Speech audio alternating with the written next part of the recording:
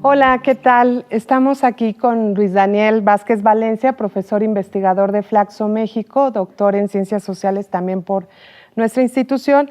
Y yo soy Úrsula Zurita, profesora investigadora de Flacso y coordinadora académica de todas las iniciativas que tenemos con Prospera, Programa de Inclusión Social.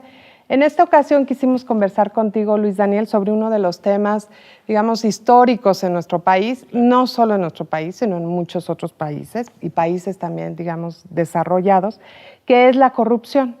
Entonces, si hacemos un poco de memoria, ha sido una de las preocupaciones presentes en nuestra sociedad y también atendida de distinta manera por diferentes gobiernos. ¿Nos podrías de manera general decir como cuáles son las afectaciones que la corrupción genera en una sociedad como la nuestra y en especial qué problemas provoca para el avance del desarrollo social en nuestro país? Claro, justo pensando en política social, bueno, acabo de escribir algo sobre la relación entre la corrupción y las violaciones a derechos humanos, y lo que se puede mirar es que genera 5 problemas al menos, o 5 distintos tipos de interacciones. La primera, que es la más conocida, es cuando te piden un soborno para acceder a un programa de política pública, ¿no? Y entonces ahí tienes un problema porque en realidad muchos de esos programas de salud, de educación, de dotación de alimentos, etcétera, etcétera, lo que están haciendo es justamente pues, cumplimentar derechos humanos, el derecho a la alimentación, a la salud, en fin, cualquiera de ellos. Y en la medida que te piden un soborno para acceder a estos que en principio es tu derecho, pues ahí tienes una limitación muy importante, ¿no? Esa es la más conocida, es la más recurrente, es la que sucede, y que puede ser un soborno o puede ser incluirte en una red clientelar, pedirte tu voto, etcétera, etcétera. Bueno, todo eso es una forma de corrupción, es apropiación del poder público para usos privados, ¿no? Pero no es la única, tal vez hay otras un poco más complejas, también más interesantes, como la malversación de fondos. Cuando hay una malversación de fondos, uno diría, bueno, sí, se robó el dinero y ¿qué impacto tiene en política social? Bueno, mucho, porque de entrada lo que tienes es menos dinero y en la medida que tienes menos dinero, pues obviamente puedes generar menos bienes y menos servicios públicos, que justamente el objetivo que tienen es pues, hacer efectiva esa política social y esos derechos económicos y sociales. Y así como esos hay muchas otras, ¿no? Por ejemplo, cuando te dan un soborno para permitir acciones que debieran estar prohibidas, ¿no? Estamos pensando en evaluaciones de impacto.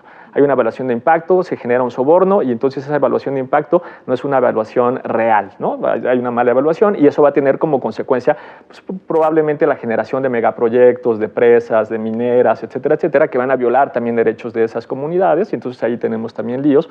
O cosas como, por ejemplo, que en una evaluación, en una supervisión en particular, al supervisor, por ejemplo, laboral, le dan dinero, eso ya pasó en la minera Pasta de Conchos, había tenido una evaluación apenas un mes antes, había salido todo perfecto en la evaluación y apenas unos días después explota la mina, ¿no? Entonces, ¿qué pasa ahí? Bueno, también un soborno lo que tiene como consecuencia pues son problemas de política social, ¿no? O de política de prevención en este caso.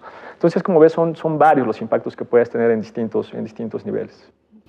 Desde la década de los 80 se han emprendido distintas iniciativas para combatir la corrupción y a partir de los 90 cobró mucho énfasis el discurso en torno a la transparencia, la rendición de cuentas y también la Contraloría Social como mecanismos muy importantes para combatir la corrupción. ¿Qué nos podrías decir al respecto? Bueno, efectivamente nosotros hemos tenido como un largo problema de corrupción, ¿no?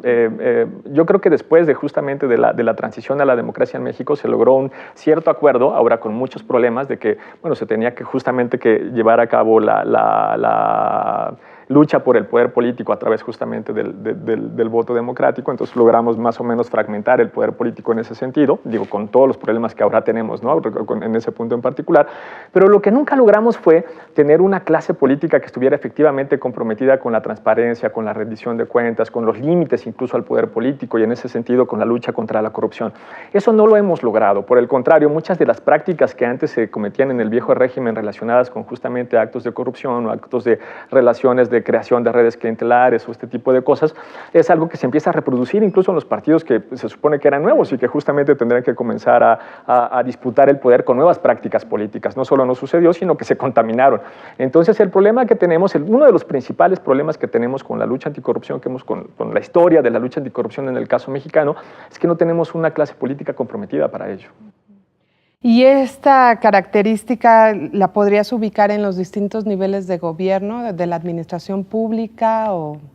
Sí, sin duda. Yo creo que uno de los mejores trabajos que ha hecho el Coneval, que es una de las instituciones que viene funcionando razonablemente bien pensando en el ambiente gubernamental, es la política social o la evaluación de la política social que hace año con año.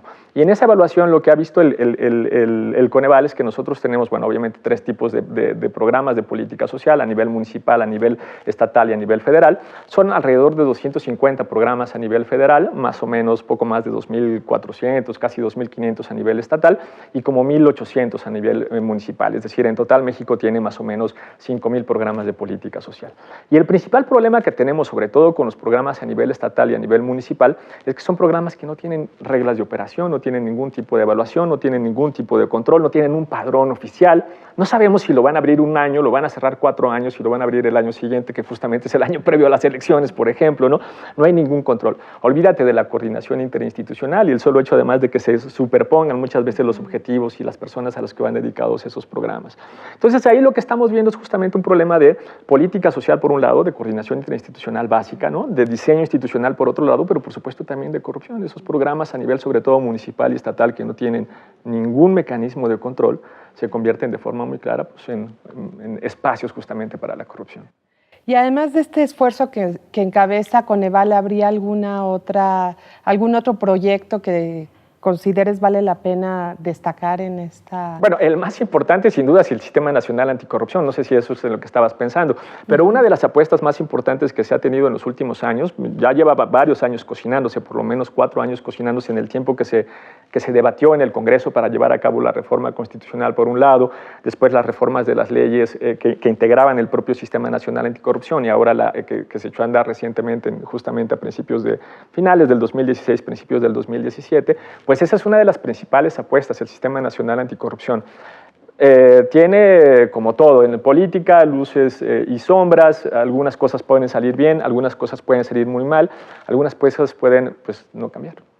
Bueno, pues muchas gracias, Luis Daniel. Seguiremos conversando contigo. Un gusto, gracias.